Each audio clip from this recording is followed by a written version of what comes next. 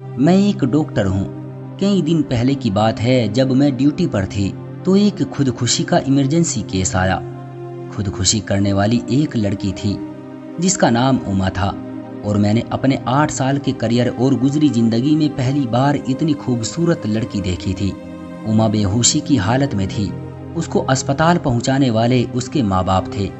माँ बाप भी बेहतरीन पर्सनैलिटी के मालिक थे, लेकिन उस वक्त उनकी बेटी की हरकतों ने उन्हें दुखी कर दिया था। पता नहीं क्यों मुझे उस लड़की पर प्यार और उसके माँ बाप की बेबसी देखकर बहुत तरस आ रहा था। लड़की को ऑपरेशन थिएटर लाया गया। ऑपरेशन के बाद उसे वार्ड में स्थानांतरित कर दिया गया और उसके माँ बाप को बता दिया गया था कि अब उनकी बेटी खतरे से बाहर है। लड़की की हालत का पता चलते ही लड़की का पिता बाहर बैठे गरीबों में कुछ बांटने चला गया और लड़की की माँ को मैंने अपने ऑफिस में बुलवाया। लड़की की माँ ने जो कहानी सुनाई वो कुछ यूं थी। मेरी बेटी का नाम उमा है और उमा इंजीनियरिंग कर रही है। पढ़ाई के बाद सभी माँ बाप की तरह उमा के माँ बाप की भी ख्वाहिश थी कि वो अपने घर बार की हो जाए, इसलिए उन्होंने उमा से उसकी पसंद के बारे में पूछा। तो उमा ने और लड़कियों की तरह ये फैसला भी अपने माँ बाप को दे दिया। उसके माँ बाप ने उमा के रिश्ते की बात चलाई तो उमा को देखने एक फैमिली आई। नाश्ते और बातचीत करने के बाद वो औरतें उमा के कमरे में चली गई। किसी ने उमा से चलकर दिखाने की फरमाइश की, किसी ने बोलने और किसी ने उमा के हाथ की चाय पीने की फरमाइश की।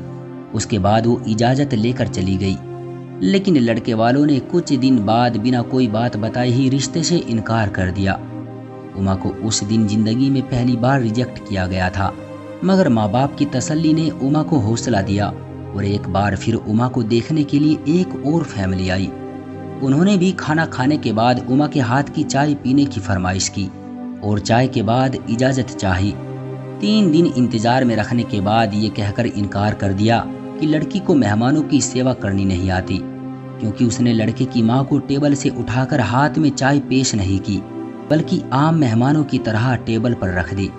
इस इनकार पर उमा के साथ साथ उसके माँ बाप भी अंदर तक टूट गए, मगर ऊपर वाले की मर्जी समझकर सब्र कर गए। फिर कुछ दिन बाद एक और नई फैमिली आई। इस फैमिली की औरतों के बैठते ही उमा ने उनके जूते तक अपने हाथों से उतारे। वही बैठे बैठे हाथ धुलवाए और फिर चाय पेश की।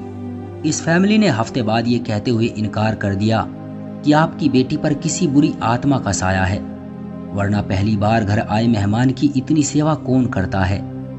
पिछले 8 सालों में 100 से ज्यादा लोग उमा को देखने आए, मगर कोई ना कोई ऐब निकाल कर चले गए। कल एक फैमिली आई थी। उन्होंने लड़की को बाकी हर तरह से ठीक कहा, मगर ये कहते हुए इनकार कर दिया कि लड़की की उम्र ज्यादा हो गई है, और एहसान जताते हुए कहा कि अगर आप ज्यादा मजबूर हैं तो हमारा एक 40 साल का बेटा है जिसकी अपनी दुकान है, उसके लिए उमा को हम स्वीकार कर लेंगे। इतना कहते ही उमा की माँ सिसकियां लेकर रोने लगी और कहा, आप भी तो एक माँ हैं। सोचे, माँ जितनी भी मजबूर हो गैरों के सामने कैसे कह सकती है। और मेरी बेटी कल सारा दिन मेरे सीने से लग कर रोती रही है, कह रही है, लोगों के काबिल होते होते मेरी उम्र ज्यादा हो गई है माँ। और फिर ना जाने कब उसने दुनिया को छोड़ने का फैसला कर लिया, क्योंकि वो कहती थी मेरा मनहूस साया मेरी छोटी बहन को भी माँ बाप की दहलीज पर बूढ़ा कर देगा। मैंने उमा की माँ को पानी पिलाया। इतने में उसका बाप और पीछे पीछे वार्ड बॉय दाखिल हुआ और आकर बताया कि उमा होश में आ गई है। उमा की माँ बिजली की तेजी से वार्ड में पहुंची। उमा का सर उठाकर सीने से लगाया। उमा का पिता और मैं एक साथ कमरे में दाखिल हुए। उमा माँ को छोड़कर अपने पिता के गले लग गई और सिसकते हुए कहा, पापा, बेटियां बोझ होती है ना पापा, आपने क्यों बचाया मुझे मरने देते। मेरा मनहूस साया इस घर से निकलेगा तो गुड़िया की शादी होगी, नहीं तो वो भी आपकी दहलीज पर पड़ी पड़ी बूढ़ी हो जाएगी। उमा का बाप चुपचाप आंसू बहा रहा था। जब मैंने हालात आउट ऑफ कंट्रोल होते देखे तो उमा को तसल्ली दी और एक इंजेक्शन दे दिया।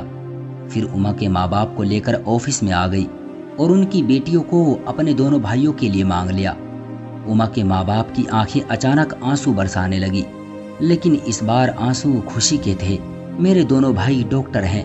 मैंने उनको अपना फैसला सुना दिया है और वो स्वीकार भी कर चुके हैं। मैं आप लोगों से रिक्वेस्ट करती हूँ, आप शादी लड़की से कर रहे होते हैं, किसी परी से नहीं। किसी की बेटी को रिजेक्ट करने से पहले उसकी जगह अपनी बेटी को रख कर सोचें। मैं डॉक्टर होने की हैसियत से कहती हूँ, अगर ऐब देखकर रिजेक्ट करना हो तो लड़कियों से दुगनी तादाद में लड़के रिजेक्ट होंगे। आपके द्वारा निकाले गए ऐब और इनकार लड़कियों को मौत के मुंह में धकेल देते हैं। इसलिए मेरी सभी माँ बाप से गुजारिश है कि किसी की बेटी या बेटा रिजेक्ट करने से पहले अपने बेटे और बेटियों की अच्छाई और कमी पर भी ध्यान दे लिया करें। क्यों दोस्तों, सही कहा ना मैंने? कमेंट करके हमें ज़रूर बताएं। वीडियो को लाइक कर दीजिए और इसी तरह की कहानियाँ लगातार देखने के लिए चैनल को सब्सक्राइब करके घंटी को दबाकर ऑल पर सेट कर लीजिए, ताकि आने वाली वीडियो का नोटिफिकेशन आपके पास तुरंत पहुँचे। मैं मिलता हूँ आपसे अगली वीडियो में, तब तक के लिए धन्यवाद।